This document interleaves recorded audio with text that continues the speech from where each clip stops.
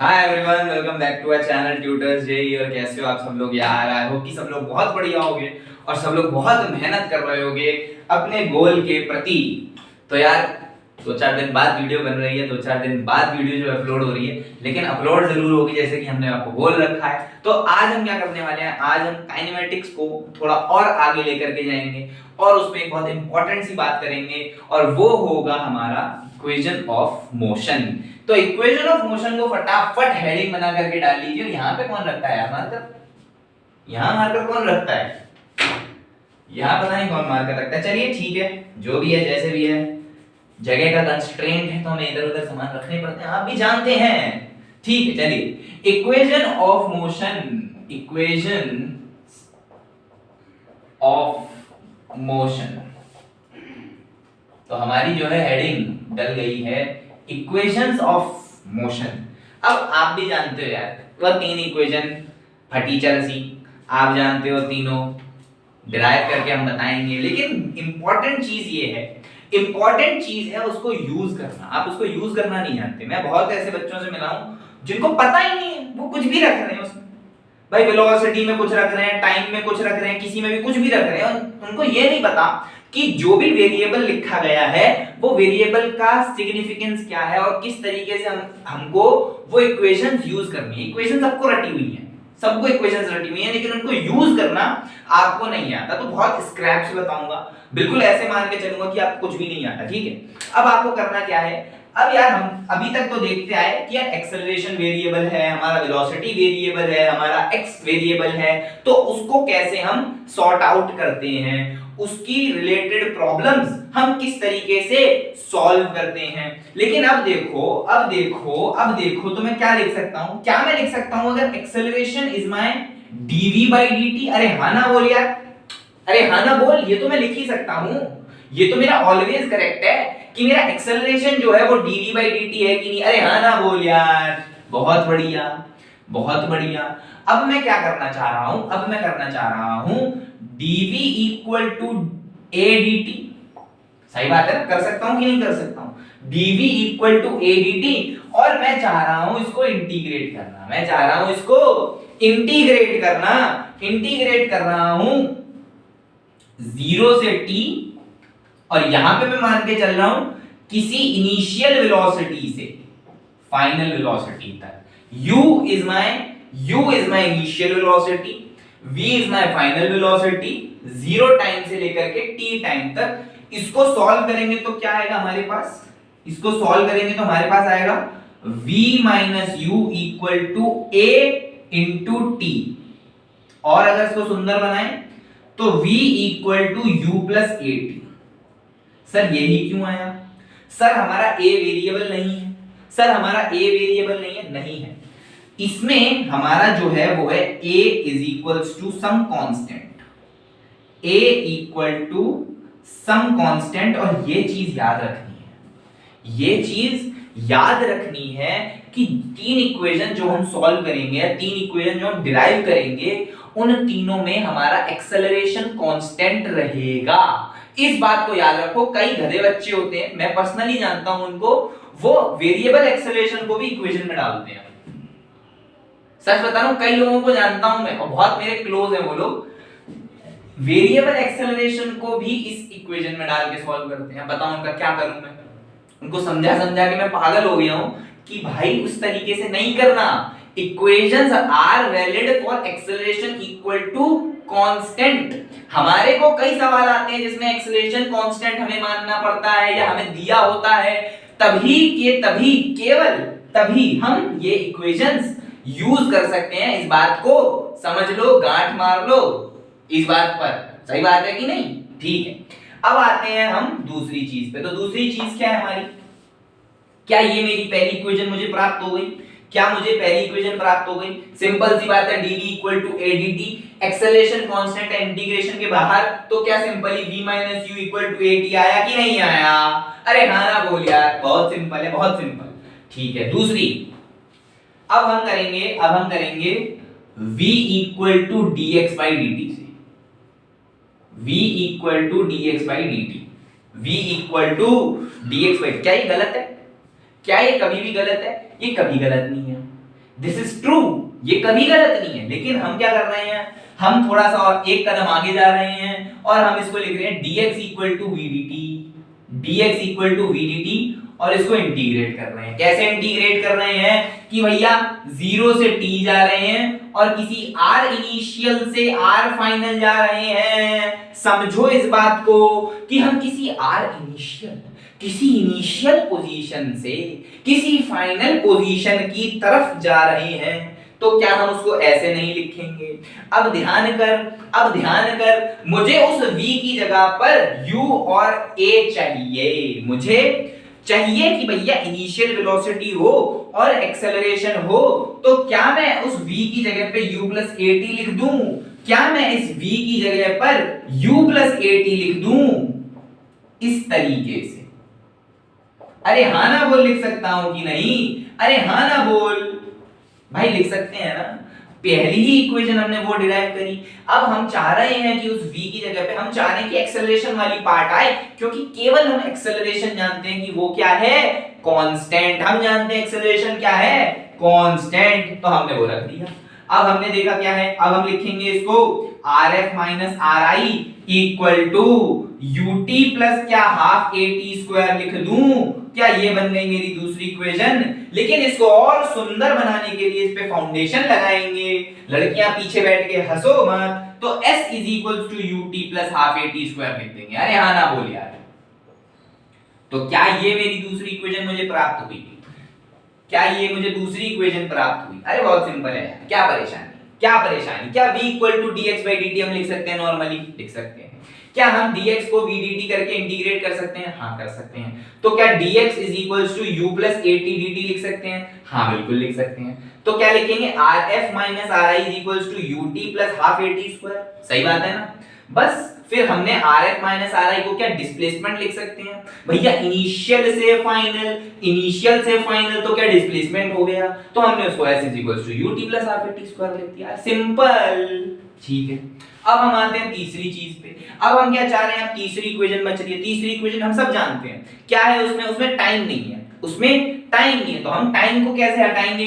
हम टाइम को हटाएंगे v a equal to v dv by dx करके। हमने क्या करा, हमने टाइम को ही निपटा दिया।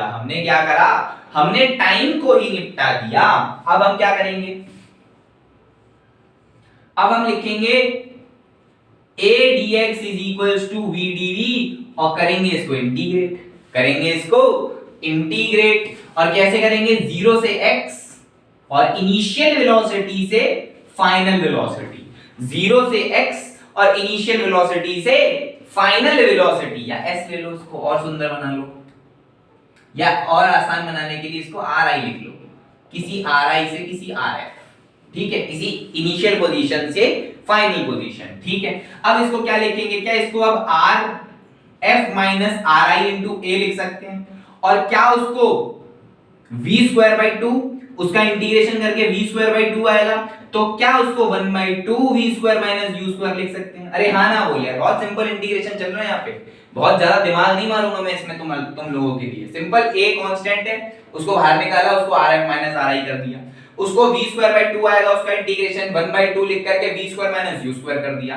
सिंपल सी बात है। अब इसको क्या a इंटू s लिख सकते हैं, और इसको half into v square minus u square लिख सकते हैं। तो क्या v square minus u square equal to 2as आ गया। तो क्या ये मेरी तीसरी इक्वेशन मुझे दिख गई? अरे हाँ ना बोल यार, बहुत सिंपल, बिल्कुल आसान तरीके से किया है। a dx is equals to v dv, तो क्या मेरा एक्सेलरेशन कांस्टेंट है, एक्सेलरेशन कांस्टेंट हुआ तो इंटीग्रेशन के बाहर आ गया, और क्या वहां पे rf माइनस ri मिल गया, और क्या v स्क्वायर बाई 2 होता, 1 बाई 2 लिख के v square minus u square करा, तो क्या फाइनल इक्वेशन मुझे v square equal to u square plus 2as मिली। अरे हाँ ना बोल यार, बहुत सुंदर। तीनों की कंडीशन क्या है? तीनों की कंडीशन है acceleration constant, acceleration should be constant, acceleration should be. तीनों की यही कंडीशन है कि हम तीनों इक्वेशन तभी लगा सकते हैं जब हमारा एक्सेलरेशन कांस्टेंट, दूसरी बात, ये जो v है इस इक्वेशन की बात करें तो ये क्या है हमारा u, क्या है u हमारा क्या है इनिशियल वेलोसिटी, u हमारा क्या है इनिशियल वेलोसिटी, एक्सेलरेशन क्या है a is my acceleration, t is my time, v is my final velocity. ठीक है, अगर मैं बोल रहा हूं कि भैया इनिशियल स्पीड कुछ थी, मुझे बताइए कि 2 सेकंड बाद उसकी स्पीड कितनी हो जाती है, और अगर उसका एक्सेलरेशन 5 है, तो क्या ये इक्वेशन लगाना परफेक्ट रहेगा? क्या ये इक्वेशन लगाना परफेक्ट रहेगा? लोग गधेपन में ये करते हैं कि कुछ और टाइम पे कुछ और सॉल्व कर रहे हैं, उनको ये समझ नहीं आता कि ये इक्वेशंस वैलिड कब है, कब या कैसा टाइम में डालूं, कैसा डिस्टेंस में डालूं, तब जाकर के मुझे कौन सी चीज मिलेगी। अगर 5 सेकंड का मेरा ट्रेवल है, मेरा टाइम ऑफ ट्रेवल 5 सेकंड है, और मैंने बोला कि मुझे 3 सेकंड पे बताओ कितनी स्पीड है, तो मैं इधर 5 डालूंगा या 3? मैं इधर 5 डालूंगा या 3? भाई मेरे को, मैं 5 सेकंड चला, मैं यहां से यहां तक 5 सेकंड चला, मुझे बोला गया कि 3 सेकंड पे बताओ मेरी स्पीड क्या है, तो सिंपल सी बात, मैं 3 डालूंगा। कई गधे बच्चे होते 5 डाल देते हैं। अब उनको कैसे समझाऊं मैं, कैसे बोलूं? ये बातें तुमको समझनी चाहिए यार, ये बातें बहुत इजी हैं। ये टीचर जो होते हैं वो मानते हैं या समझ लेते हैं पहले से कि तुमको ये बेसिक चीजें तो आती हैं, लेकिन ग्राउंड लेवल पे जब मैंने देखा कोचिंग में देख जा करके, तब मुझे पता चला कि बच्चों को इसी चीज में डाउट है कि टाइम क्या डालूं मैं, एक्सेलरेशन क्या डालूं मैं, u क्या डालूं मैं, इसी चीज में प्रॉब्लम होती है। अब इसको देख, s हमेशा तुझे डिस्प्लेसमेंट देगा, कभी डिस्टेंस नहीं देगा। s हमेशा तुझे डिस्प्लेसमेंट देगा, डिस्प्लेसमेंट। u तेरा इनिशियल वेलोसिटी है, t तेरा टाइम है, a तेरा एक्सेलरेशन है। एकदम सिंपल सी बात। इसको देख, v² = u² + 2as। अब मान ले तेरे पास टाइम का कंस्ट्रेंट नहीं है, टाइम नहीं है तेरे पास, तुझे बोला जा रहा है कि 5 मीटर पर मुझे बताओ कि मेरी स्पीड कितनी हो गई। अगर मैं 0 से स्टार्ट कर रहा हूं, मुझे बताओ कि 5 मीटर बाद मेरी स्पीड कितनी हो गई, तो क्या मैं ये इक्वेशन लगाऊंगा? अरे सिंपल सी बात है, यही इक्वेशन लगाऊंगा। ठीक है, बहुत बढ़िया। अब तीसरी बात ये है कि ये जितने भी हैं सारे वेक्टर्स हैं, ये जितने भी वेरिएबल्स तुमको दिख रहे हैं, VUAS,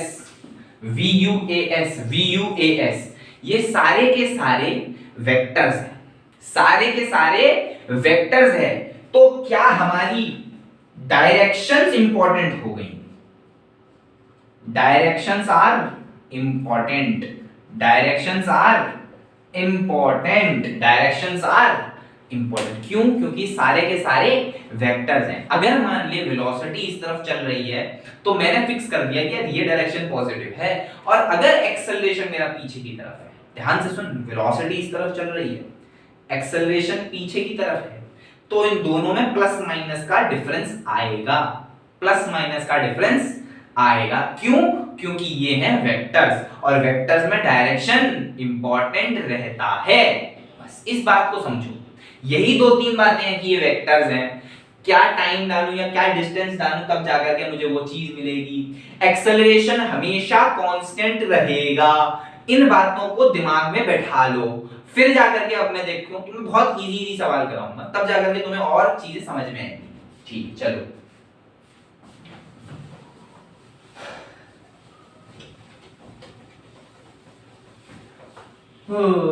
तुम जो आए जिंदगी में बात बन गई। तुम्हारी बात कर रहा हूं, तुम बच्चे जब मेरी जिंदगी में आए तब बात बन गई। लड़की वड़की का चक्कर मत समझना बाबू भैया, लड़की का चक्कर नहीं है। तुम जो आए जिंदगी में बात बन गई। चलो फटाफट अब बात बनाते हैं तुम्हारी। मान लो एक कोई ब्लॉक है जिसका, चलो मास वास का मामला अभी नहीं रखते, इसकी इनिशियल वेलोसिटी 5 मीटर पर सेकंड है, इसका एक्सेलरेशन इस तरफ है और एक्सेलरेशन है 2 मीटर पर सेकंड स्क्वायर। मुझे इसकी फाइनल वेलोसिटी बतानी है after time equal to 2 second. एकदम सिंपल, बहुत सरल सवाल है। कौन सी इक्वेशन लगानी, खुद देखो, एक्सेलरेशन है, इनिशियल वेलोसिटी है और टाइम है, और पूछ रहा है फाइनल वेलोसिटी, पूछ रहा है फाइनल वेलोसिटी। तो क्या पहली इक्वेशन दिमाग में आ रही है? क्या पहली इक्वेशन दिमाग में आ रही है? क्या v equal to u plus a t लिख दूं? अरे हाँ ना बोले यार, v equal to u plus a t, एकदम आसान, एकदम आसान। किस टाइम पे पूछ रहा है? 2 टाइम पे पूछ रहा है। इनिशियल स्पीड क्या है? 5। वैल्यू डालो, आंसर पाओ। कितना आ गया? 5 और 4 9 मीटर पर सेकंड। अच्छा, इसी चीज में मैं बोल देता कि 2 सेकंड पे मुझे डिस्प्लेसमेंट बताओ। समझो इस बात को। अब क्वेश्चन ट्रिकी बनाता हूं, देखो। मैं बोलता कि 2 सेकंड में मुझे डिस्टेंस बताओ, distance travelled by this block after 2 second या इन 2 second, distance travelled by this block in 2 seconds. तो अब तुम सोचोगे कि सर नहीं, आपने तो बोला था कि वो डिस्प्लेसमेंट है, जो s निकालेंगे वो निकालेंगे डिस्प्लेसमेंट, वो निकालेंगे डिस्प्लेसमेंट। लेकिन सर आप तो यहाँ पे डिस्टेंस पूछ रहे हो, तो कैसे निकलेगा? अब तू खुद देख कि एक्सेलरेशन और वेलोसिटी सेम डायरेक्शन में, तो इसमें पलटी तो मारेगा नहीं, पार्टिकल या ब्लॉक या जो भी है वो पलटी तो मारेगा नहीं, क्योंकि एक्सेलरेशन और वेलोसिटी सेम ही डायरेक्शन में है, सेम ही डायरेक्शन में, सेम ही डायरेक्शन में, तो पलटी मारने का कोई काम है नहीं। पलटी मारने का काम नहीं है तो खुद बता, क्या डिस्टेंस डिस्प्लेसमेंट सेम नहीं हुए? क्या डिस्टेंस डिस्प्लेसमेंट सेम नहीं हुए?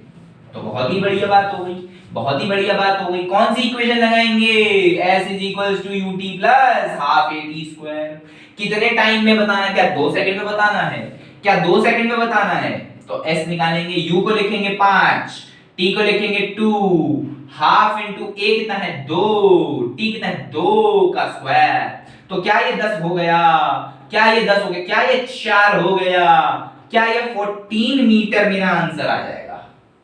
क्या ये 14 मीटर मेरा आंसर आ जाएगा? इसका मतलब कि मेरा ब्लॉक जो है वो 2 सेकंड के अंतराल में 14 मीटर चला है, वो 2 सेकंड के अंतराल में 14 मीटर चला है। ठीक है, अब क्या फाइंड करें? अब क्या फाइंड करें? अब तीसरी इक्वेशन की जरूरत ही नहीं, क्योंकि फाइनल वेलोसिटी है, डिस्प्लेसमेंट है। बहुत बढ़िया, बहुत बढ़िया। ठीक, अब क्या करते हैं? एक और सवाल देखते हैं। चलिए एक और सवाल देखते हैं। क्या सवाल देखें? कि मेरा पार्टिकल है, मेरा एक पार्टिकल है, हाँ, वो जो है वो क्या सवाल दें? वो मान लो 20 मीटर चलता है ना? 20 मीटर चलता है। इनिशियली वो रुका हुआ था, इनिशियली वो रुका हुआ था, उसके पास एक्सेलरेशन आया, वो आया 2 मीटर पर सेकंड स्क्वायर का, और उसने 20 मीटर चला। ठीक है, उसने 20 मीटर चला। अब मुझे बताना है कि कितने समय में उसने 20 मीटर कवर कर लिया। अब मुझे नहीं पता कि सवाल सही है गलत है, बस मैंने ऐसे दिमाग में आया बना दिया।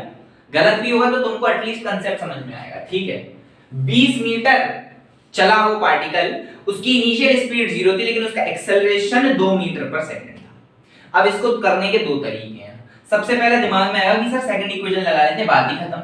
सेकंड इक्वेशन लगा लेते हैं, बात ही खत्म। बिल्कुल सही बात है, सेकंड इक्वेशन लगा लेते हैं, बात ही खत्म। u क्या है मेरा? 0। बहुत बहुत बढ़िया हो गया, मजा आ गया। u 0 है, एक टर्म ही 0 हो गया। u 0 है, एक टर्म 0 हो गया। अरे बहुत बढ़िया, मजा आ गया। मैं क्या लिखता हूं? मैं लिख देता हूं half into a into T square. t मुझे फाइंड करना है, और क्या s मुझे दे रखा है? क्या s मुझे दे रखा है? तो t स्क्वायर को क्या लिख दूंगा? t square is equals to 20, t is equals to root 20 seconds, root 20 seconds. अब देखो इस केस में तो ये तरीके से सॉल्व करना सबसे आसान था, इस केस में इस तरीके से सॉल्व करना सबसे आसान था। लेकिन गलती कहां होती है, मुश्किल कहां आती है, प्रॉब्लम कहां क्रिएट होती है? प्रॉब्लम क्रिएट होती है जब u 0 ना हो, जब u 0 ना हो। देखो जब भी u 0 नहीं हो या फिर इनिशियल स्पीड मेरी कुछ हो, तो ट्राई करो कि इस इक्वेशन पर कम जाएं। क्यों? क्योंकि इधर 4 चीजें हैं मेरे पास। मेरे पास डिस्प्लेसमेंट भी है, मेरे पास इनिशियल वेलोसिटी भी है, मेरे पास टाइम भी है, मेरे पास एक्सेलरेशन भी है। ठीक है, 4 चीजें हैं, 4 वेरिएबल को कनेक्ट करने वाली एक इक्वेशन है। अगर इधर टाइम तुम्हें पूछा है और तुम्हारे पास u भी है, तो क्या ये क्वाड्रेटिक बनी? क्वाड्रेटिक को कई केस में सॉल्व करना आसान है और कई केस में सॉल्व करना थोड़ा मुश्किल। तो अगर तुम्हें सुंदर नंबर्स दिख रहे हैं, अब ये थोड़ा प्रैक्टिस का काम है, जितना आपको प्रैक्टिस होने लग जाएगा आपको समझ में आने लग जाएगा कि यार ये नंबर सुंदर है। जैसे ही आपको पता चला कि नंबर सुंदर है तो क्वाड्रेटिक आसान है सॉल्व करना। लेकिन अगर नंबर सुंदर नहीं है, नंबर बदसूरत है, नंबर बहुत अच्छे नहीं है, नंबर मेकअप वगैरह करके नहीं आए, या क्वेश्चन वाले ने बदसूरत ही डाले हैं, तो हमें ये इक्वेशन सॉल्व करना थोड़ा सा इग्नोर करना चाहिए। उससे अच्छा है कि उसको सॉल्व कर लो और थर्ड वाली को सॉल्व कर लो, फर्स्ट को सॉल्व कर लो और थर्ड को सॉल्व कर लो, ज्यादा बेहतर है, ज्यादा बेहतर है, सच मान लो इस बात को, क्योंकि ये क्वाड्रेटिक को सॉल्व करना बहुत ज्यादा टाइम खा जाता है। उससे अच्छा दो इक्वेशन लगा लो, ठीक है, आंसर सही आने की भी गारंटी है, ठीक है। इस बात को हम समझे कि यार कैसे टाइम को मैं लगाऊं और किस तरीके से मेरे को वेरिएबल्स डालने हैं और क्या क्या वेरिएबल फिर मुझे प्राप्त होंगे। चलो अब थोड़े अच्छे सवाल देखते हैं, अब थोड़े अच्छे सवाल देखते हैं।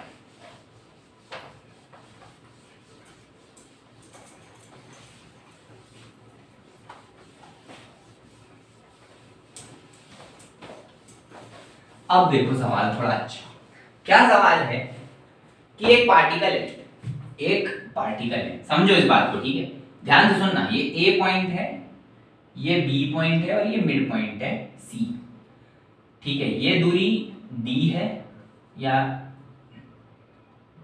d/2 है और ये पूरी डी है, ठीक है। अब जो पार्टिकल है वो पार्टिकल मूव कर रहा है और उस पार्टिकल की इस जगह पे वेलोसिटी है v1 और इस जगह पे वेलोसिटी है v2, ठीक, समझे इस बात को। एक पार्टिकल है जो a से b जा रहा है, a से b जा रहा है, c जो है वो मेरा मिड पॉइंट है, c जो है मेरा मिड पॉइंट है, a पर इसकी वेलोसिटी पार्टिकल की v1 है और b पर जो वेलोसिटी है वो है v2।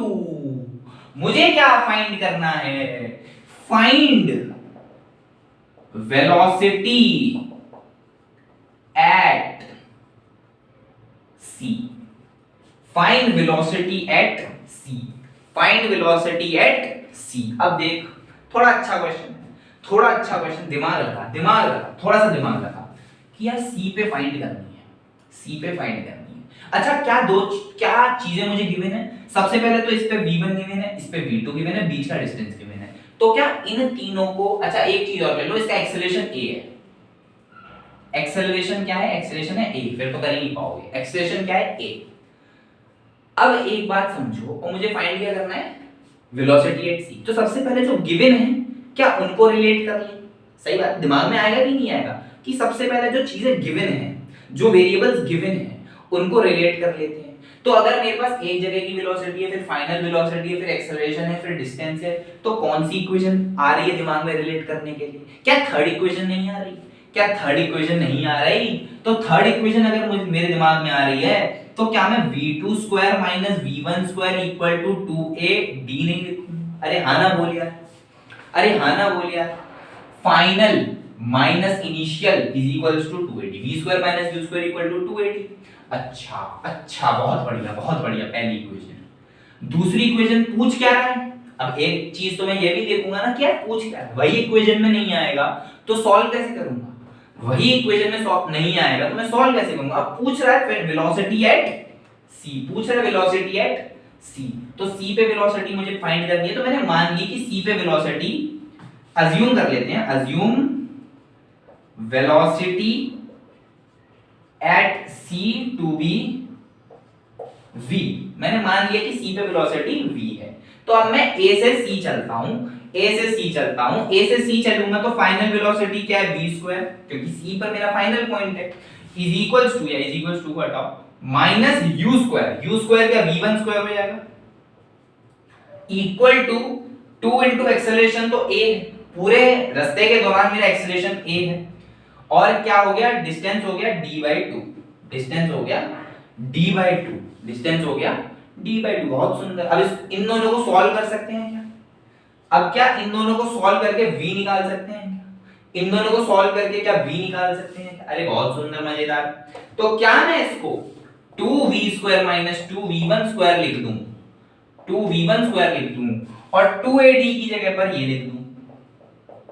क्या किया मैंने क्रॉस मल्टीप्लाई करके 2 को इधर भेजा और यहाँ पे जो 2ad बचा उस 2ad की जगह पे मैंने लिख दिया v2 square minus v1 square, बहुत बढ़िया। अब इसको सॉल्व करो, 2v square equal to v2 square plus v1 square, तो क्या v square is equals to v2 square plus v1 square upon 2। अरे हाँ ना बोल, हो गया सॉल्व। और क्या बचा है इसमें, हो गया सॉल्व। अगर तुम्हें v निकालना है, जैसे v पूछा है, तो v क्या आ गया, root of v1 square plus v2 square upon 2। This is my final answer, this is my final answer. So this is the velocity at c, velocity at c। Equation में हमने किस तरीके से वेरिएबल को डाला, ये इंपॉर्टेंट है। ये तो मैथ्स है, इसको सॉल्व करना कोई बड़ी बात नहीं है। बड़ी बात है कि हमने किस तरीके से वेरिएबल्स को यूज किया है, जो हमारे को इंफॉर्मेशन गिवन है उसको कैसे यूज किया इक्वेशंस में डाल के। ठीक है, सबसे पहला हिंट तो यही था कि एक्सेलरेशन कांस्टेंट है, तो हमें इक्वेशंस का यूज करना है। दूसरा, जो जो इंफॉर्मेशन गिवन है उसको रिलेट करके एक इक्वेशन बनाओ। तीसरा, जो चीज पूछी है वो भी तो इक्वेशन में हो तभी तो सॉल्व होगी, जो चीज पूछी है वो भी इक्वेशन में हो तभी तो सॉल्व होगी। तो यार इतना ही मुझे बताना था आज के लेक्चर में। और क्वेश्चन हम करेंगे, प्रॉपर वीडियो में सोच रहा हूं बना दूंगा जिस पे क्वेश्चन करेंगे इसी से रिलेटेड। अच्छे क्वेश्चन होंगे, टफ होंगे, आसान अब मैं नहीं चाहूंगा बताना, अब मैं चाहूंगा थोड़े टफ हो। भले ही 4-5 क्वेश्चन कराऊंगा लेकिन टफ क्वेश्चन कराऊंगा। ठीक है, तो आज के लिए इतना ही। हमने आज क्या कवर किया, सिंपल इक्वेशन ऑफ मोशन कैसे डिराइव होती हैं, और बहुत बेसिक तरीके से हमने समझा कि यार किस किस वेरिएबल को हमको किस तरीके से यूज करना होता है। तो आज के लिए इतना ही, मिलते हैं अपनी अगली वीडियो में। Thank you.